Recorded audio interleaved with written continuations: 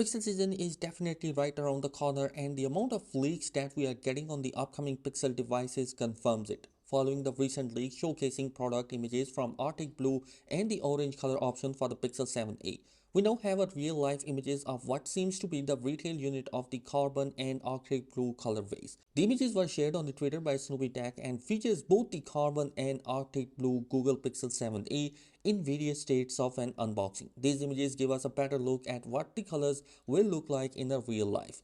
Now, the Arctic Blue variant is particularly interesting to most since it's the newest color we have seen on the Pixel series devices. The color seems muted, almost pastel, and definitely reminiscent of the barely blue Pixel 4a. Unfortunately, real-life images of the orange or coral variant that leaked yesterday were not shared this time around, but we also get a good look at the carbon variant, which looks to have a very glossy back.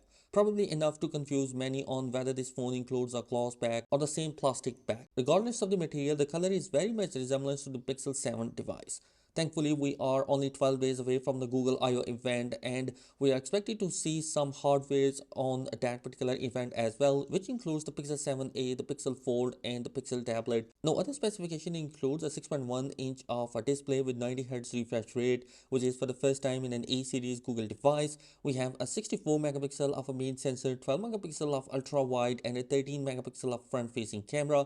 A Tensor G2 chipset, which is same chip that has been used in the Pixel 7 and the 7 Pro flagship device, and it will be coming with 6GB and 128 or 256GB of internal storage. It will cost you around $500, which is a $50 increase from the last year based on leaks and rumors. So all in all, just the bezels of the device on the front are going to be a little bit thicker. Other than that, the specification, the cameras, and the battery performances are expected to be one of the best one in the Pixel 7a, and that is the reason it is going to be considered as one of the best budget phone right now.